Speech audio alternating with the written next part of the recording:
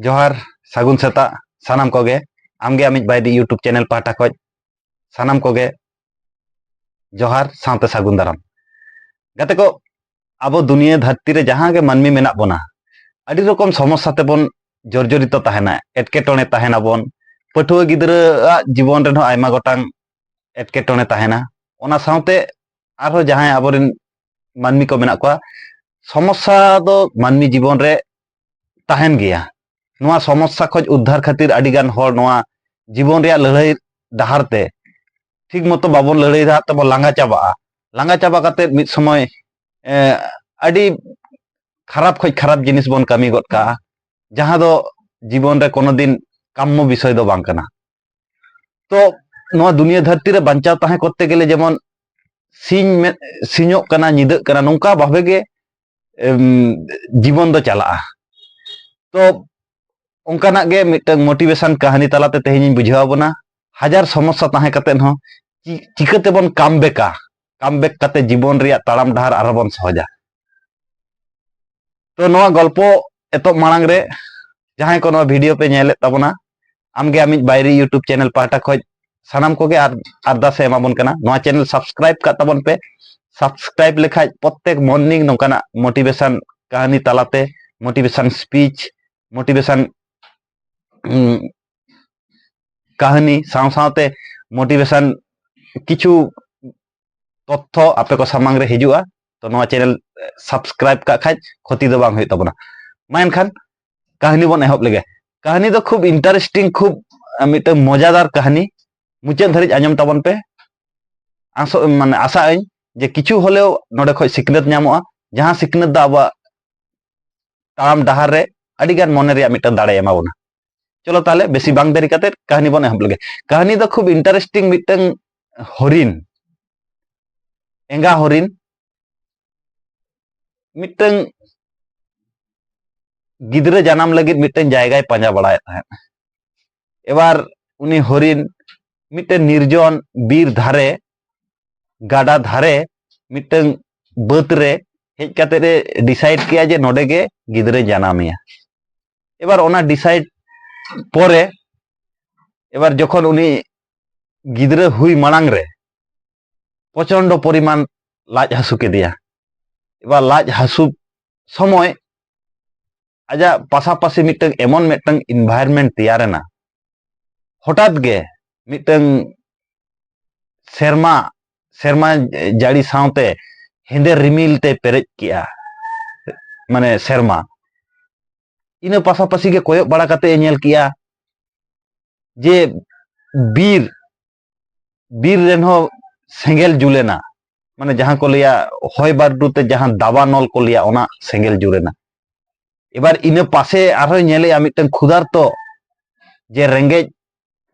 सिंह हिजुक कनाय जम लागित एबार are mitten side जहां ताहे कना ओंडे दो मिटन शिकारी हिजुक कना जे आज शिकार लागित एबार इन मुहूर्त रे उनी हरिन आयो हर से एंगा हरिन चेदे चिके आज गे बाय बुझाव दड़ा कना पुन सेट खoj पुन माने शत्रु आक्रमण रिया मिटन सिचुएशन बनाव कना एबार चेदे चिकेया नो नोंकान सिचुएशन मानमी जीवन रे आडी गान होड़ा आबो घटा ताबना तो एबार उनी एंगा हरिन चेदे चिके किया एंगा हरिन एकदम ठंडा माथा काते रे मेद जापिद काते रे किछु खने चिंता किया चिंता परे नेल किया जे नोडे खoj एमनी तेगे तो पुन धारे खoj गे विपद ते आकोट कना तो इना जहां कामी नितो जे इन गिद्रे जानाम हुयुग तिना तो उनी दो ओना रेगे मनोजोग एम किया सावते चोट चांदो मारांग बुरु जाहेर आयो नुकु चेतान रे केटेज पतियो दोहो काते फाइनली डिसाइड किया जे इन दो गिद्रे जानाम में एबार गाते को इन किछुक्षणेर मध्य गे ओना जहां हेंदे रिमिल ताहे कना हेंदे रिमिल खoj एकदम अड्डी केटेज साही शर्मा जाड़ी किया एबार शर्मा जाड़ी साव सावते बिजली हुडुर बिजली सावते अडी जोरते शर्मा जाड़ी किया एबार ओना शर्मा जाड़ी ते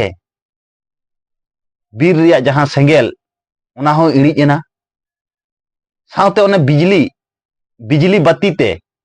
jahan sikari hijuk kan tahen uni hon sare terang kea ona sar do chalaw kate singhoa bohok re bajaw kate singho hoy goj ena আর ওনা বিজলি আলোতে সেঙ্গেল হয়ে ইড়িজ এনা মুহূর্তের মধ্যে কিছুক্ষণের মধ্যে আজাক যাহা সংকট পরিস্থিতি তাহে কানা ওনা পুরো নির্মূল এনা মানে চাবায়না এবার সুস্থ স্বাভাবিক কাতে উনি হরিণ এঙ্গা হরিণ আজ গিদরে জানাম কেদিয়া গাতে কো নোয়া হুডিজ মাছা কাহিনী আইমা হড়াক জীবন রেগে নঙ্কানা সমস্যাতে আবো বন জর্জরিত তাহেনা ওঁডে খই কামব্যাক আবোয়া হেজ আডি জ্বালা ওঁডে খoj আডি গান হড় দো কামব্যাক মানে ওঁডে খoj বেরেট কাতে জীবন সামাং সেদ লাহা ডাহার ইদি আডি কঠিন গিয়া মেনখাজ আবো সব সময় পাতিয়াও দহ হুয়ুগ তাবনা কেটেজ পাতিয়াও তাহে হুয়ুগ তাবনা যে মারাং বুরু জাহের আyo সে আরো আবরেন যাহা মেনা কোয়া বঙ্গা বুরু নুকু চেতান রে কেটেজ পাতিয়াও দহ লেখাজ আবোয়া ভাগি গে হুয়ুগা সমস্যা নেল কাতে আলোবন দৌড়মা কারণ আবোয়া সমস্যা হিজুগা আবো পরীক্ষা লাগি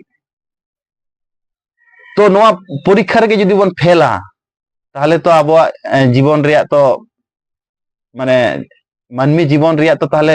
ব্যর্থয়েন তাবনা আবো বন জাপিদে রেন আবই যাহাই মারাং বুরু জাহের আyo নুকু দো কিন্তু বাকো জাপিদিয়া उनको तो सब समय कोयो रेगे मेना कोना मेना कोआ आकोआ कोयो डाहार से पतियो ताला तेगे आबो जीवन खाड़ाव उचित और निजेर चेतान विश्वास और मारांग बुरु जाहेर आयो नुकु चेतान रन पतियो दो काते जीवन बन लहा इदीमा और नोआ मोटिवेशन कहानी चेका पे बुझेव किया बाले बुझेव दाड़ेया कना तबे नोंकाना मोटिवेशन कहानी जुदी बन आजम खाज प्रत्येक सेता ताहले नोआ चैनल सब्सक्राइब का तबन बे सब्सक्राइब करते नोटिफिकेशन दबाव का तबन पे और मुचे रे नोआ गिन लेया पठुआ गिदरे को लगी मिटंग लक्ष्य ठीक तबन पे ओना लक्ष्य ठीक काते ओना लक्ष्य गे मिटंग पेशेंस हिसाब ते साब काते मांग सेट लाहा इदी तबन पे कारण माइंड आलो पे डाइवर्ट तबना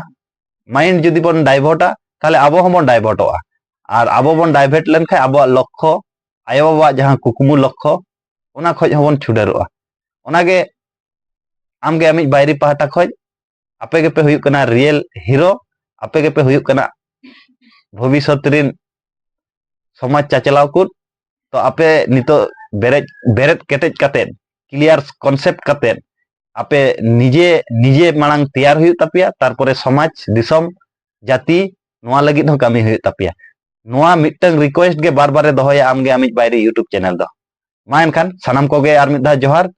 और दुनिया रिन सानाम मानमी खुशी रस्का ते को ताहेन मा और खुशी रस्का रे बन दोहो कोमा और उनकुआ खुशी रे आबो कटिज बन खुशी मा नोआ गे आपे ठेज मिटंग अरदास ले दोहया मा एनखान सानाम कोगे आर मिद धा जोहार।